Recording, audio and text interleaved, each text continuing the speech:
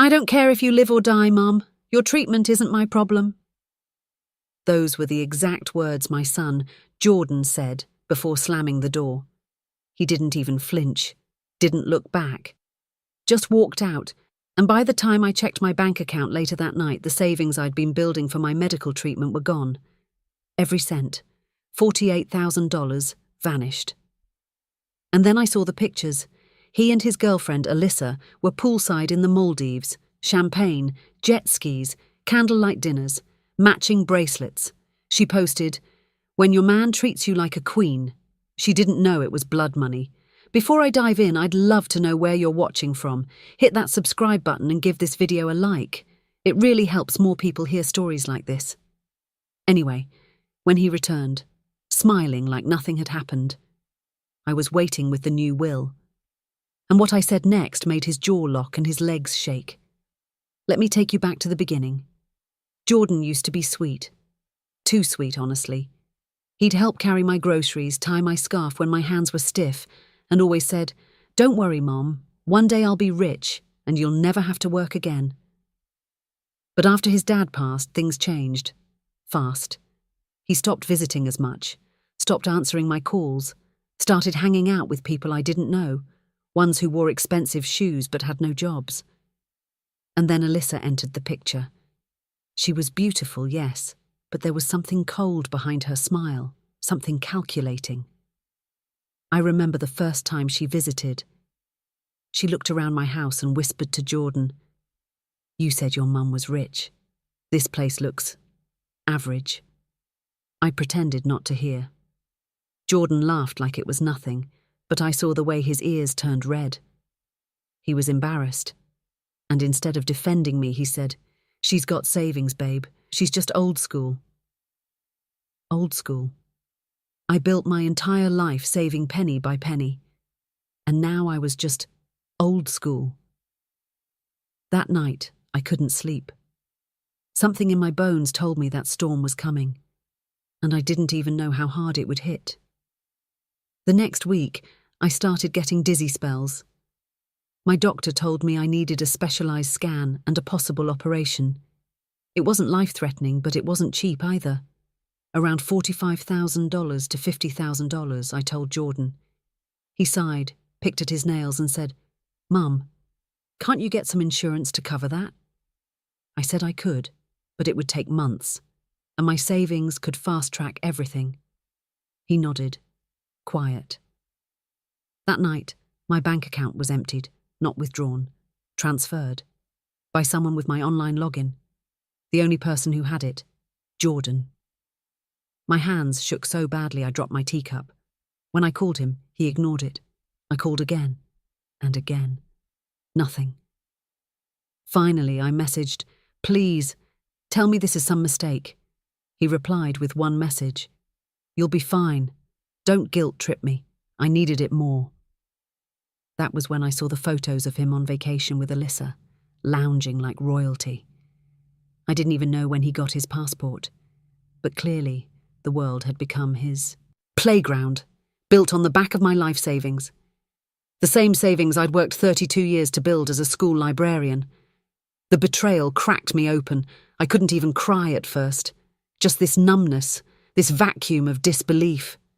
Then it turned into something hotter, fiercer, cold revenge, not angry shouting, not dramatic scenes. I didn't even want him arrested. I wanted silence, calculated silence. I changed my will the next morning. He was out, fully. Every cent was now going to a small scholarship fund in his late father's name, one that would support young women in STEM fields. Girls like the ones I used to mentor at the school. Girls who actually needed the chance Jordan threw away. 3 weeks later, he came back, unannounced. He walked in with a grin, holding a gift bag. "Hey, Mum, we got you something from the Maldives," he said, placing it on the counter like that made things even. Inside, a shell bracelet. No apology, no money, not even shame. When I told him I knew what he did, that I saw the transfers and the photos and that the bank had confirmed it, he didn't deny it. He just leaned back, shrugged, and said, "Look, You weren't using it. I figured I'd get it back to you. Eventually. That's when I handed him the envelope. My new will. His name was missing. Erased. He opened it, squinted, and laughed. What's this? You're bluffing. I looked him straight in the eyes and said, Jordan, you already took my money. You won't take my dignity. His smile faded. He blinked. Once, twice. Then his voice got low. You're seriously cutting me out of your will over some vacation. I nodded. Then I whispered, You didn't steal money. You stole my trust, and that costs more than you'll ever earn. He went pale. But that was just the beginning, because what happened next involved lawyers, Alyssa's hidden secret, and something I found in my late husband's safe that changed everything. Jordan's eyes stayed locked on mine, but the colour in his face was draining by the second. You cut me out, he whispered again, like he hadn't heard me the first time. I said nothing, just sipped my tea.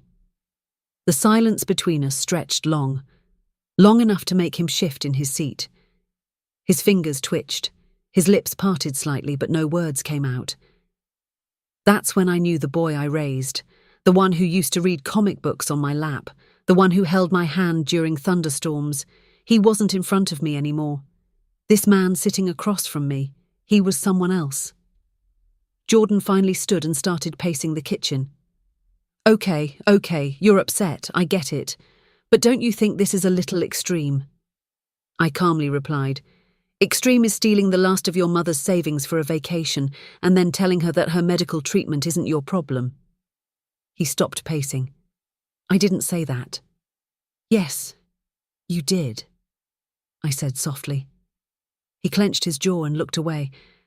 I could feel the storm rising inside him, but I didn't flinch. Not anymore. What did Alyssa think about all this? I asked suddenly. He turned. What? The money. The trip. Did she know it was stolen from your sick mother? Jordan hesitated. His eyes flickered. And there it was. The first crack. Of course not, he muttered. She just thought, I had some money saved, I didn't tell her anything. I leaned forward gently. You sure about that? He frowned. Why would I lie? I don't know. But you're not very good at hiding things, Jordan. I saw her post from the hotel. She tagged the private butler. That's not something you can just slip under the rug. He looked confused. I continued, and I noticed something strange. Your father's gold bracelet, the one I kept after he passed, it was in one of the photos, on Alyssa's wrist. Jordan blinked. What? No, that's impossible. I never touched Dad's stuff. I raised an eyebrow. You sure about that? He didn't answer. I stood and walked to the living room cabinet, opened the drawer where I kept my late husband's keepsakes. The bracelet wasn't there. Neither was the vintage watch or the envelope of bonds. All gone. When I turned around, Jordan was already sweating. You took those too, I said slowly. Did you even care what they meant to me? His voice cracked. I just needed money, Mum. Alyssa wanted to stay at this 5-star place and I wanted to impress her. I stared at him. At the cost of your mother's health? He sat back down, head in his hands. You don't get it. She's different. She's beautiful. She makes me feel like I'm someone. I could feel my heart breaking all over again. You were already someone. To me. To your father. But you threw that away. Then I dropped the second bomb. I know about the loan too. Jordan's head snapped up. What loan? The one you tried to take out using my name. The bank called. Said someone attempted to use my details. I froze the account. He was speechless. And now, I said, I'm getting security cameras installed. A lawyer is finalising everything. You're not just out of the will, Jordan. You're not welcome here anymore. Not until you understand the weight of what you've done. His voice was a whisper now. You're serious. As serious as the silence you gave me when I was calling, crying from the hospital bed. He stood up slowly, looked around the kitchen like he was seeing it for the first time. I could see the tears welling in his eyes, but I didn't comfort him, not this time. He opened his mouth, but nothing came out. And then he left. The door shut behind him. Not a slam, not a bang, just a soft, final click. But that wasn't the end. 2 days later, I got a knock on the door. It was a woman, mid-40s, pinstripe blazer, sharp red lipstick. "Mrs. Evelyn Thompson?" she asked. "Yes." "I represent a client who would like to remain anonymous. He asked me to deliver this." She handed me a black envelope. I took it cautiously. "What is this?" "Please open it," she said. Inside was a letter, handwritten, in my husband's exact cursive. I gasped. "My husband's been dead for over 6 years," I said, my voice trembling. The woman nodded. "He prepared this before he passed. It was held by his personal lawyer, sealed, until certain conditions were met." "Conditions?" "Yes, if Jordan ever betrayed you in a financial matter." I sat down immediately. Hand shaking, I read the letter aloud. "My dearest Evelyn, if you're reading this, then our son has done the one thing I prayed he wouldn't. I never wanted to doubt him, but I also knew life can twist good boys when they feel entitled. I left something behind for you, something not even Jordan knows about. Go to the safety deposit box. Box 412. Use the old password. I love you forever. Charles." I stared at the letter, stunned. The woman smiled faintly. "Would you like me to accompany you?" "No," I said firmly. "I can handle this myself." Later that afternoon, I drove to the bank. It was the same branch Charles and I opened our first joint account at when we got married, the same branch where we deposited our wedding savings, and apparently, the same branch where a secret lay waiting. I gave them the letter, my ID, and the password. They nodded and led me into a private room. Inside the deposit box was a single object, a locked wooden box with a velvet lining. The banker handed me the key. Click. Inside, stacks of bearer bonds, neatly arranged. The total? $300,000. My jaw dropped. But that wasn't all. There was another envelope inside the box, labelled, "For the scholarship." It contained instructions on setting up a memorial fund in Charles's name, along with 3 contacts, school board members and a legal representative. My husband had predicted the future. I was overwhelmed. But then, my phone buzzed. A message from an unknown number. "If you cut him off, don't blame me for what happens next." Alyssa. She was threatening me now? I froze for a moment. Then I called my lawyer and gave him everything. Jordan wasn't just careless. He had aligned himself with someone dangerous, someone who thought she could scare me into giving back what they'd already stolen. But they didn't know one thing. They weren't the only ones with secrets. The next day, I showed up at Alyssa's workplace. I had found her through the bracelet photo tag. She worked as a PR intern at a mid-level firm downtown. She was shocked to see me. I walked straight up to her in the lobby. "Mrs. Thompson," she stammered, fake smile plastered on her face. "What a surprise!" I leaned in and whispered just loud enough for nearby ears to hear. "Tell Jordan to get a lawyer, and tell him I already found out about the second account." She blinked. "What second account?" I smirked. "Oh, you'll figure it out." Then I handed her a copy of the bank fraud report. I'd filed it under my name, attaching all the evidence I had. Screenshots, transfer records, timeline, lawyer contact. I left without another word, and by the time I got back home, my voicemail was full. Messages from Jordan, frantic, panicked, crying. But I didn't call back, because I was preparing something even bigger. The local paper was running a charity story about the new memorial scholarship I'd established in Charles's name, with a featured photo of me holding the plaque. Front page. That was the same day Jordan and Alyssa's friends would see it. They'd see that I didn't just cut him off. I replaced him. I didn't plan revenge through fire and noise. I did it with grace, with silence, with a legacy. But just as I thought the storm was dying down, something arrived in the mail. A legal notice. Jordan was suing me for emotional damage and entitlement to family assets. I stared at the letter. Then I smiled. Because what he didn't know is that the lawyer listed on his document was already working for me. I held the lawsuit papers in my hand and laughed, not because it was funny, but because I had never imagined in my worst nightmares that my only son would take me to court over money he stole. And then still have the nerve to say I hurt him. The words on the document were bitterly ironic. Plaintiff, Jordan Thompson charges, emotional distress, defamation, undue revocation of inheritance rights, and will manipulation. I sipped my tea slowly. He really thought this would scare me. He had no idea who he was messing with. I picked up my phone and called someone I hadn't spoken to in almost 2 years. Hello? A deep voice answered. Leonard, it's Evelyn Thompson. There was a pause. Evelyn? It's been a while. How are you? Let's just say I need your services. Your courtroom services. Leonard was a retired lawyer, one of the sharpest minds in estate law. He was also my late husband's best friend. He had pulled Charles and me out of a legal disaster once when a business partner tried to scam us. I knew if anyone could handle Jordan, it was Leonard. He didn't hesitate. I'll be there by noon. 2 hours later, he was sitting in my living room, reading over the papers.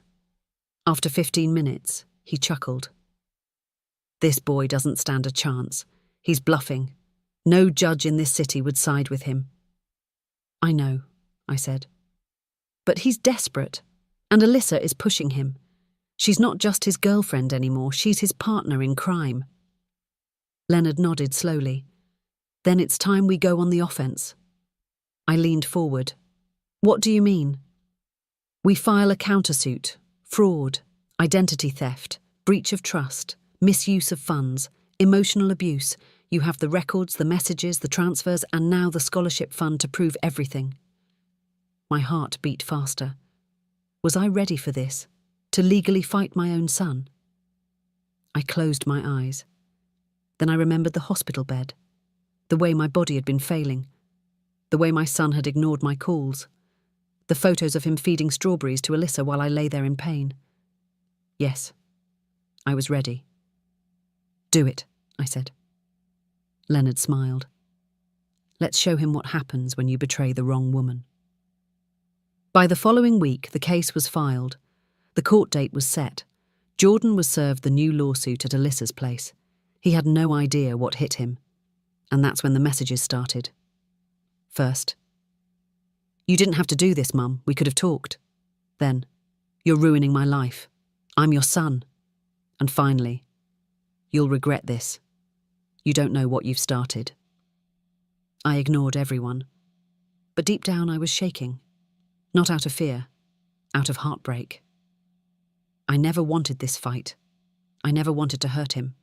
I just wanted him to see what he had done, to feel the consequences. The night before the first court hearing, I had a dream. Charles was sitting next to me on a bench by the river. He looked young again, strong. His hand rested over mine. You've done enough, Eve, he said. But if he won't wake up, you have to make him. When I woke up, I didn't cry.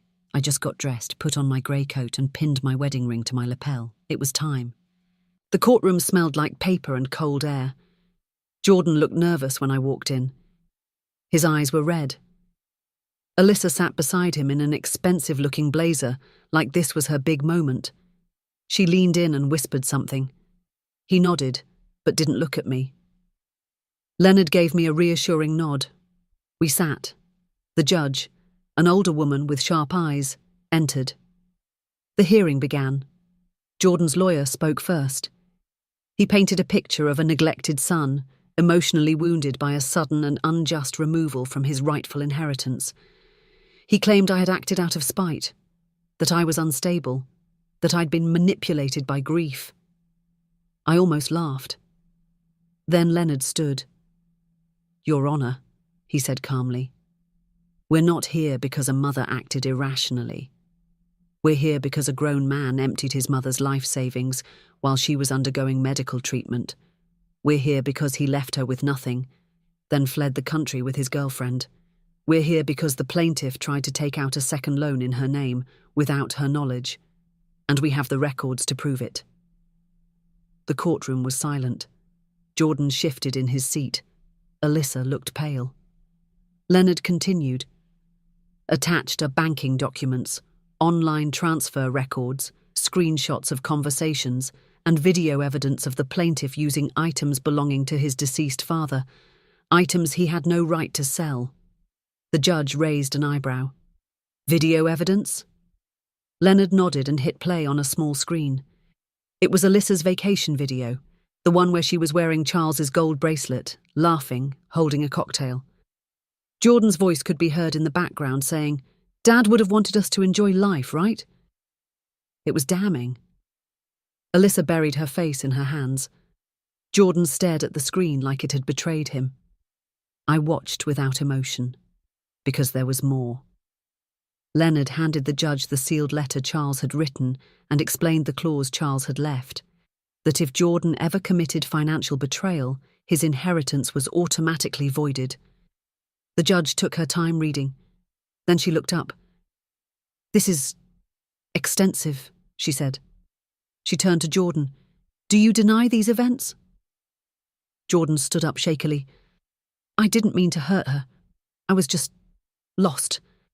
I was trying to make Alyssa happy. I thought I'd pay it back someday." The judge raised an eyebrow. "And the fake loan? The bracelet? The private account?" Jordan looked down. "I'm sorry," he whispered. The judge nodded slowly.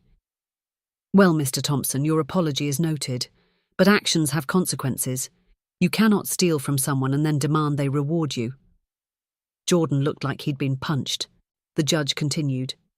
"As for the defendant, Mrs. Thompson, your will and financial decisions are fully within your rights. You are under no obligation to leave anything to your son, especially after this." I exhaled. Then the judge said something that nearly brought tears to my eyes. "Frankly, Mrs. Thompson, I commend you. Most people in your position would have given in to guilt or manipulation. You chose strength. This court stands with you." Jordan sat down, shaking. Alyssa had already grabbed her purse. She didn't even wait for the hearing to end.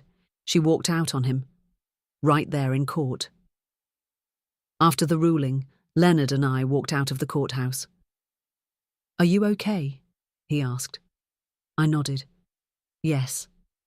But I don't think this is over yet." He looked at me. "You're right." Because when I got home that evening, my door was slightly ajar.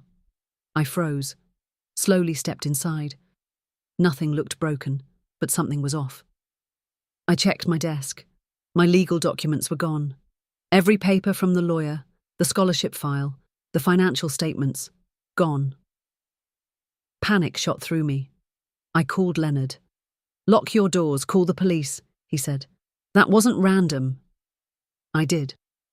The officer arrived quickly and confirmed there were no signs of forced entry. Whoever did it had a key. Jordan. He still had the old one. But what he didn't know was that I kept digital copies of everything, encrypted, backed up. The documents were already safe with Leonard and my banker. His last attempt to cover his tracks had failed. Still, something in me broke that night. Not just the betrayal, but the knowledge that my son, the baby I raised, was willing to destroy me just to save face.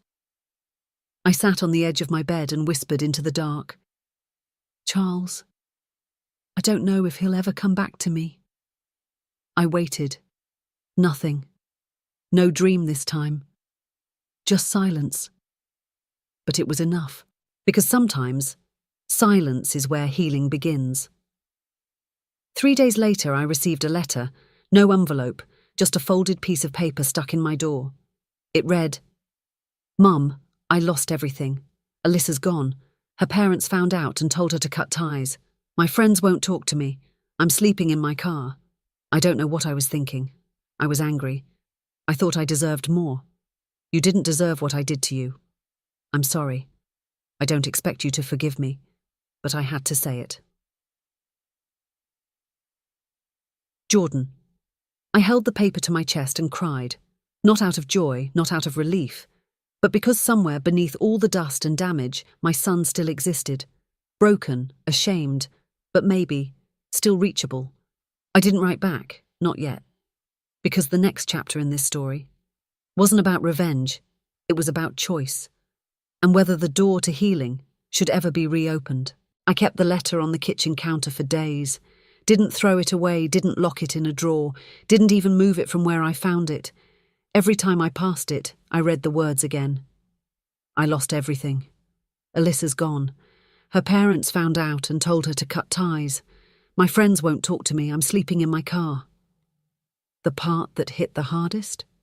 You didn't deserve what I did to you. I didn't know what to feel. Part of me wanted to crumble. Another part wanted to scream, you did this to yourself. But the mother in me, the part of me that raised him, wanted to believe this was the beginning of something real, something different. I waited 3 days before doing anything. On the 4th day, I made a decision. I went to the bank and updated the locks on my safety deposit box. Then I called the locksmith to change all the house locks. And then I packed a small paper bag. Bread, 2 bottles of water, a new blanket, a bar of soap, a clean shirt, no money, but a little bit of warmth, just enough to say, I see you, but you're not back yet. I drove to the parking lot near the old train station, the one I guessed he'd be sleeping in. I wasn't wrong. His car was there. The same scratched-up Nissan he used to take to college. Windows fogged, covered in dust, a hoodie draped over the steering wheel. I knocked once. Silence. Then the door opened slowly. He looked like a ghost of himself. Dark circles, messy hair. A smell that said he hadn't showered in days. Mum, he muttered, voice dry like gravel. I handed him the bag without a word. He took it, looked inside. His hands trembled. I'm not here to talk, I said. I'm not ready. He nodded quickly. Okay. I just wanted you to eat something that didn't come from a gas station. Tears filled his eyes. I'll leave now, I added. I just needed you to know I'm still alive. I haven't forgotten everything, but I haven't forgiven either. As I turned to walk back to my car, he whispered behind me, Thank you. I didn't answer. That night the house was too quiet. Even the clock ticking on the wall sounded louder. I poured a glass of wine and sat on the porch, watching the sky change colours. It had been over a month since the court hearing. The scholarship fund was up and running. 3 girls had already been accepted. Their letters were pinned to my fridge. Each one started with, Dear Mrs. Thompson, thank you for giving someone like me a chance. But something kept pulling at me. Not regret, not guilt. More like unfinished grief. I had lost something too. Not just my savings, not just my peace, but my image of who my son used to be. That didn't come back with one apology note. The next morning, Jordan left another letter in the mailbox. This time it wasn't an apology, it was a request. Mum, I found a job, it's small, cleaning the back rooms of a delivery warehouse, night shift, 11 p.m, 6 a.m. They said I could start next week, but I need an ID. My wallet got stolen. I went to get a new one, but I need some documents I left at your place. Could I come by, just for 10 minutes to get them? I won't ask for anything else. I'll wait outside. I won't even come in if you're not okay with that. I just want to work. Jordan. I stared at the note for nearly an hour. He didn't ask for help. He asked for access to his own responsibility.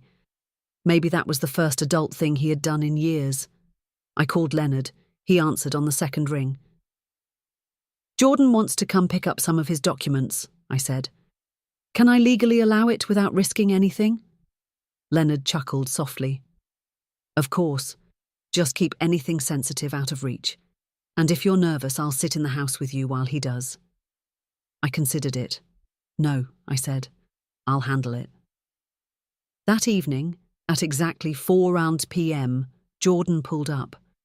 This time he didn't wear designer clothes. No sunglasses, no swagger, just a plain t-shirt, jeans and worn-out sneakers. I opened the door and stepped onto the porch. "I've laid out the documents in a folder on the front bench," I said. "They're already sorted." He nodded. "Thank you." He picked up the folder with both hands. I watched closely. Every muscle in my body was tense, but he didn't ask to come inside. He didn't try to talk. Just turned and walked back to the car. Then, halfway to the door, he stopped. "Mom," he said without turning around, "can I say something?" I paused. "Say it." I'm not ready to ask for forgiveness yet. I don't deserve it. But I do want to fix my life. Even if you're not in it. Even if I have to spend the next 10 years making up for what I did. He looked down. "I hope, someday, you'll see that I meant it." Then he got in the car and drove away. No drama, no manipulation, just words and silence. A week passed, then 2. Every few days I'd get an anonymous flower delivery, nothing fancy, just wildflowers or white tulips, no notes. But I knew where they came from. One afternoon, the mailman rang my bell. I signed for a package and opened it at the kitchen table. Inside was a small photo frame, old, rusted at the edges. A picture of young Jordan on his dad's shoulders, both of them grinning ear to ear in the backyard. Behind the photo was a sticky note. "Found it in my old boxes. Thought it belonged to you more than me." I held it close to my chest and let out a quiet breath. Maybe, just maybe. The son I lost was slowly returning. But healing isn't linear. It zigs, it zags, and sometimes it cuts deep before it stitches shut. Because exactly 3 days after the photo arrived, Alyssa showed up. I was in the backyard when I heard the knock. She stood on my porch like nothing had happened, hair styled, nails perfect, a white designer blouse like she came from a job interview. I didn't say a word. She spoke first. "Mrs. Thompson, can we talk?" I didn't answer. She stepped closer. "I know you hate me. I don't blame you. I just want to say that I'm not the same girl from the Maldives. I didn't know how bad things were between you and Jordan. He told me you were controlling, that you didn't trust him, that you were rich and keeping it all for yourself." I narrowed my eyes. "And you believe that?" She looked down. "I wanted to, because it made it easier to take the money, to spend it, to act like we deserved it." I waited. "But I saw the court hearing," she continued. "I saw what you did with the scholarship. I saw your husband's letter. I realized I helped ruin something beautiful." I crossed my arms. "So why are you here?" She took a deep breath. "I'm pregnant." The air between us shattered. I stepped back. "Excuse me?" "It's Jordan's," she whispered. "I'm not here to beg. I just thought, you should know." My mind raced. Everything froze. She was pregnant. And now she was standing here, telling me this like it was some confession. I gripped the porch railing. "I don't know what you expect from me," I said sharply. "Sympathy? A baby shower?" "No," she said quickly. "Nothing. I'm just scared. I thought Jordan would want to know, but I haven't told him yet. I don't think he's ready." I didn't know what to say, so I didn't. She nodded quietly. "That's all. I'll leave now." She turned and walked down the steps. But just before she reached her car, she looked back. "I don't know if Jordan will ever be a good father, but maybe this child could give him a reason to become one." She drove off, and I stood on the porch, frozen. The story wasn't over. It had just taken a turn I never saw coming. I didn't sleep that night. I lay in bed staring at the ceiling, Alyssa's words spinning in my head. "I'm pregnant." This child could give him a reason to become a father. A reason? A reason to grow up. He should have had one the day he saw his mother cry from betrayal. He should have had one the day he emptied my savings and ran off like I didn't matter. But life, it seems, doesn't always offer clean endings. Sometimes it circles back and gives you a second storm, and you have to decide whether to shelter again or walk straight into the rain. 3 days passed. No word from Jordan. No flowers. No letters. Just silence. And honestly, I needed that. I needed time to breathe. I watered my plants. I cooked for myself. I walked alone in the park like I used to. I even visited Charles's grave. I knelt beside the stone and whispered, "What would you do, Charlie? Would you welcome them? Forgive them again?" The wind didn't answer, but I did feel something. A warmth. A strange calm, like he was telling me, "Trust your own heart." That night, Jordan showed up at my doorstep again. I saw his car through the window before he even knocked. He looked thinner, paler. He stepped onto the porch with his hands raised slightly, like someone approaching a wild animal. "I know you probably don't want to see me," he began, "but I heard about Alyssa." I stayed quiet. She didn't tell me. Someone at her work did. I called her and she confirmed it. He swallowed. "I don't even know how to be a father, Mum. I don't even know if I deserve to be one. But I'm scared, terrified." He looked down. "But I want to try. And not because I think you'll help me. Not because I think I can fix what I did. But because this baby didn't ask for any of it." I leaned on the doorframe. He continued. "I started saving. Every paycheck from the warehouse goes into a new account. No cards, no access, just savings. I even started therapy, group sessions, anger, entitlement, money trauma, all of it." His voice cracked. "I'm trying, Mum. Every single day." There was silence. Then he did something I hadn't seen in years. He sat on the steps, like he used to as a boy when he'd scraped his knee or broken a toy. No drama, just stillness. I sat beside him. "I'm not ready to trust you yet," I said quietly. He nodded. "I don't expect you to. But I will say this," I added. "That child didn't choose you, but now they'll depend on you. Don't fail them like you failed me." His breath hitched. "I won't." We sat there for a while, watching the wind move through the trees. Two broken people side by side, not hugging, not crying, just existing. And sometimes that's a start. Weeks passed, then months. The scholarship fund grew. Jordan moved into a shared apartment with 2 co-workers. He invited me once. I didn't go, but I sent a plant, a little peace lily. He texted back, "I water it every day. It reminds me not to screw up again." Alyssa kept her distance but eventually reached out. She asked if I'd be at the hospital for the baby's birth. I didn't answer right away. Then one morning I opened the closet where I kept Charles's old things, and I found a small pair of socks he bought once, back when we thought we'd have a second child. We never did. I held them in my hand and smiled softly. I texted Alyssa, "I'll be there." The day of the birth was quiet. No drama, just nervous pacing and deep breathing. Jordan held Alyssa's hand through it all. And when the baby finally arrived, a girl with soft brown eyes and a cry that shook the room, he broke down. I stood outside the room watching through the glass. And I realized something. This story hadn't ended in revenge. It had ended in reflection, in slow healing, in a future rewritten, not for the ones who failed, but for the ones just beginning. A week later, Jordan showed up at my house again, this time with the baby in his arms. No car seat, no stroller, just him, her, and a bag of diapers. He stood on the porch and asked one question. "Can she meet the woman who taught me how to love, even after I forgot how?" I looked down at the baby. She had Charles's eyes. I stepped aside and opened the door. "Come in." He entered slowly, gently placing the baby in my arms. She stared up at me, tiny, warm, innocent. Everything Jordan and I weren't once, but maybe could be again. That night, as she slept in my arms, I whispered a promise. Your father took everything from me once, but you, little one, you gave me something back, a reason to hope.